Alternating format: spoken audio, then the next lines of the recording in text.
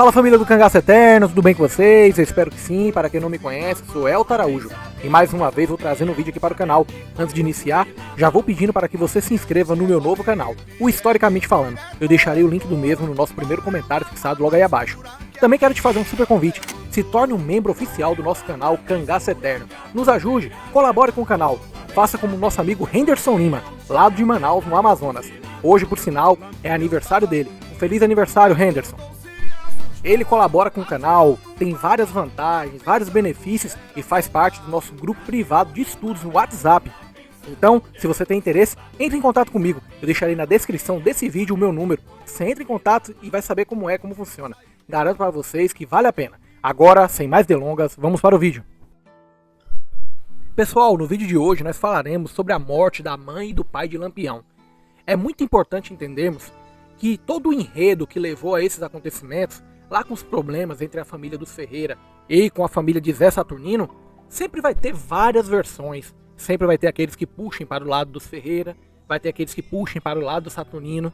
Mas o que nós precisamos entender é que quando há problemas de famílias, ainda mais naquela época, sempre qualquer coisa é motivo para uma grande confusão. Então, independente do lado que você ache que está certo, entenda, isso é história e apenas estarei apresentando uma única versão nesse vídeo. A do livro Lampião, a Raposa das Caatingas, de José Bezerra Lima Irmão, deixando claro que existem outras. José Ferreira chegou à conclusão de que teria de mudar-se mais uma vez. Ele, a mulher e João iriam procurar outro lugar, fosse, onde a família pudesse estabelecer-se. Enquanto isso, Antônio, Livina e Virgulino levariam as irmãs para algum local seguro e depois deveriam continuar com os trabalhos de almocrevia. Naquela mesma noite, saíram de casa os filhos mais velhos com as irmãs e as crianças. Iriam pernoitar no sítio próximo e depois viajariam para a Baixa Verde, em Triunfo, Pernambuco. José Ferreira foi acertar as contas com o proprietário do sítio. Manuel Francelino, compadecido com a situação do amigo, sugeriu: Zé Ferreira, mande seus filhos embora, homem. Vá com Dona Maria, com a moça e os meninos para a casa de meu pai, no engenho, até decidir onde morar. José Ferreira aceitou a sugestão. Como tropeiro, já se arrancharia várias vezes na casa do velho senhor Fragoso, dono da fazenda Engenho, dali a umas 3 léguas, entre Santa Cruz do Deserto e Mata Grande, em Alagoas. Embora fosse perto, a fazenda Engenho tinha uma vantagem de ficar no município de Mata Grande, cujo delegado era seu amigo. Ao alvorecer do dia 30 de abril, sábado, os 3, José Ferreira, a mulher e João, deixaram a fazenda Olho d'Água de fora e puseram-se na estrada em direção a Mata Grande, levando no lombo de um burro os porcos pertencentes que restavam. José Ferreira nunca imaginaria chegar naquela situação, tendo de viver fugindo de um lugar para o outro.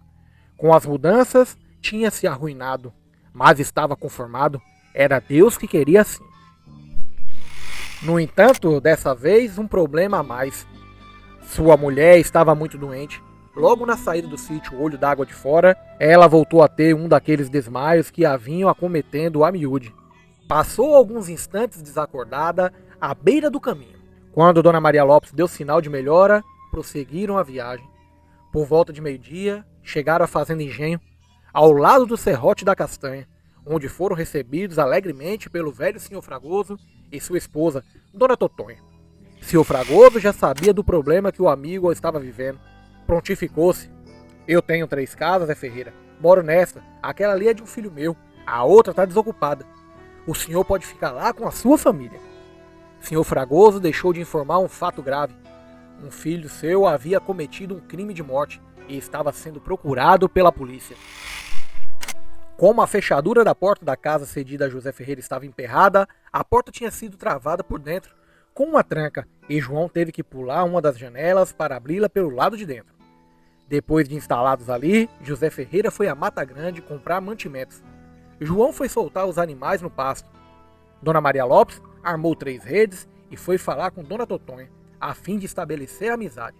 Estava acocorada, conversando, quando se sentiu mal.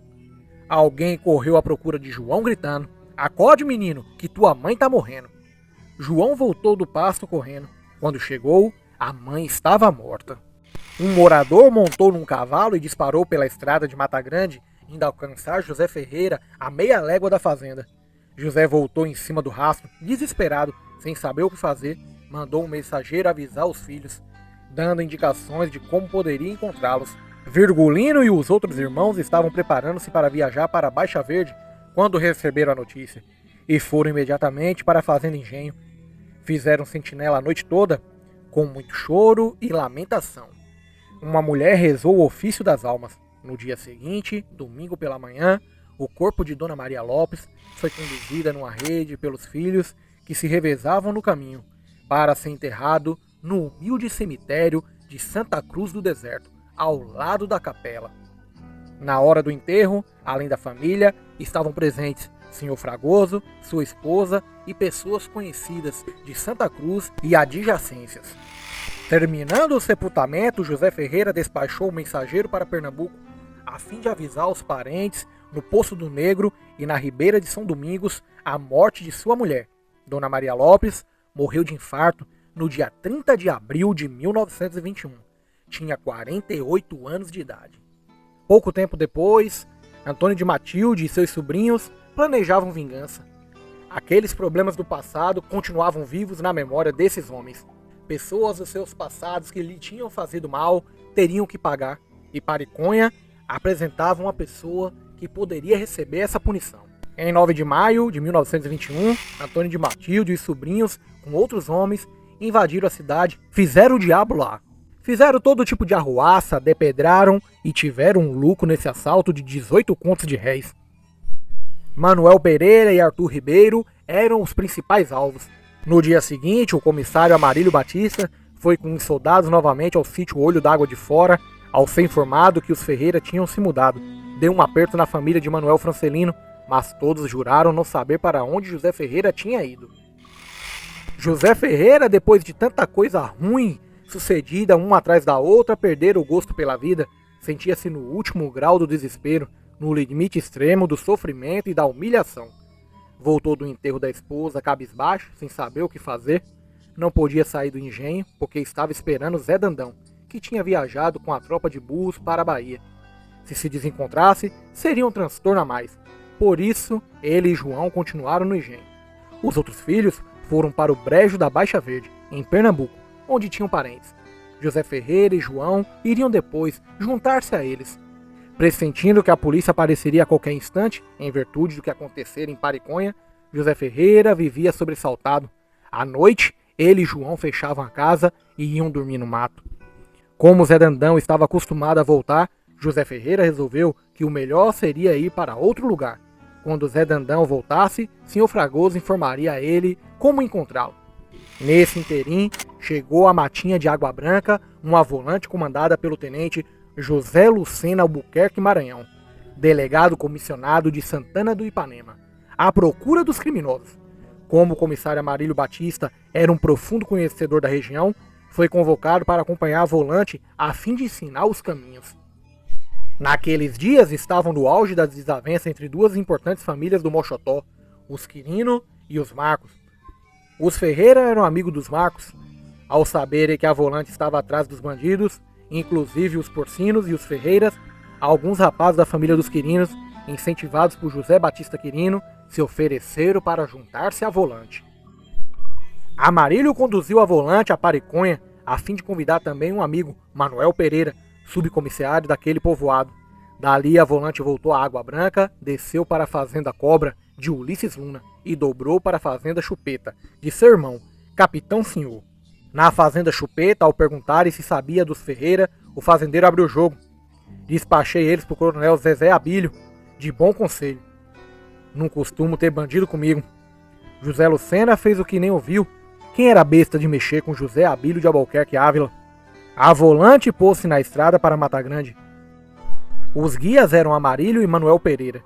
Depois de Santa Cruz do Deserto, Zé Lucena encontrou um sujeito chamado Manuel Cipriano. Perguntou se ele tinha notícia dos bandidos por ali. Citou Antônio Matilde, Antônio Porcino e os Ferreira. O matuto informou que mais adiante ficava fazendo engenho de Sr. Fragoso, que tinha um filho criminoso, e numa das casas estava ranchado um homem chamado José Ferreira. Pronto! Para Amarília e Manuel Pereira não havia notícia melhor. Agora era a vez de irem à forra. José Ferreira estava lá, então os filhos também estavam. Estava anoitecendo, deixaram a diligência para o dia seguinte. Ao amanhecer do dia 18 de maio de 1921, 9 dias depois do episódio de Pariconha, a polícia chegou de supetão na Fazenda Engenho. Coincidentemente, aquele era o dia que José Ferreira ia sair da Fazenda Engenho. Já tinha externado a senhor Fragoso o agradecimento por tudo que fizera para diminuir o seu sofrimento. Ajudar a tirar o leite das vacas, estava debulhando milho no alpendre da casa para dar aos burros. João tinha ido ao pasto pegar os animais. Foi então que a polícia chegou. Não houve nenhum diálogo, não foi feita nenhuma pergunta. Os soldados simplesmente cercaram a casa onde José Ferreira se encontrava e abriram fogo. José Ferreira ainda conseguiu entrar na casa para proteger-se, mas os soldados entraram atrás e ele foi agarrado e executado sumariamente. Ao escutarem os tiros, as pessoas que estavam na sede da fazenda foram ver o que estava acontecendo. Na frente iam o senhor Fragoso e seu irmão Zequinha. O tenente Lucena, sem saber e sem perguntar quem eram, mandou abrir fogo, matando um e ferindo o outro. O morto era senhor Fragoso. Sua esposa e uma filha que vinham a certa distância também ficaram feridas. Como a terceira casa estava fechada, os soldados arrombaram a porta, encontraram o filho de senhor Fragoso e mataram-no. Em seguida, saquearam a fazenda, levando tudo o que lhes interessava e destruíram o que não quiseram ou não puderam levar. João estava no pasto procurando os burros quando escutou os tiros. Sem saber o que estava acontecendo, escondeu-se no mato. Mais tarde, foi cautelosamente ver o que tinha ocorrido. Só via gente chorando. Quando entrou na casa, viu o corpo de seu pai num canto todo ensanguentado e morto. A volante tinha ido embora. Um morador foi a Mata Grande avisar as autoridades locais o que tinha ocorrido no engenho. O subdelegado Maurício Vieira de Barros foi pessoalmente verificar o fato, providenciou socorro para os feridos e cuidou do sepultamento dos dois mortos. Com a ajuda de Pedro Francelino, José Ferreira tinha 49 anos, foi enterrado ao lado da mulher no cemitério de Santa Cruz do Deserto. No sermão da missa dominical, o vigário de Água Branca, padre Epifânio Moura, proferiu uma frase que se tornaria uma profecia: esse crime vai trazer muita desgraça para o sertão. É importante fazer algumas observações. Em outras versões, o filho do senhor Fragoso, Luiz Fragoso, era um bandido que assolava a região, praticando crimes. Os irmãos Ferreira, Antônio, Livino e Virgulino, já praticavam crimes junto com Antônio de Matilde e com os Porcinos. Outro detalhe, segundo essa versão, é que possivelmente, segundo o autor, o filho de seu Fragoso teria sido morto pela polícia. Já em outras versões, ele teria conseguido fugir e a polícia teria só executado pessoas inocentes. Bem, diante dos estudos do cangaço, sabemos que Lampião e seus irmãos, antes da morte do pai, já cometiam alguns crimes. Porém, esse acontecimento da morte do pai de Lampião só fez que ele e seus irmãos mergulhassem de cabeça no mundo do cangaço. E daí por diante, vocês já sabem o que aconteceu. Surgiu a lenda de Lampião.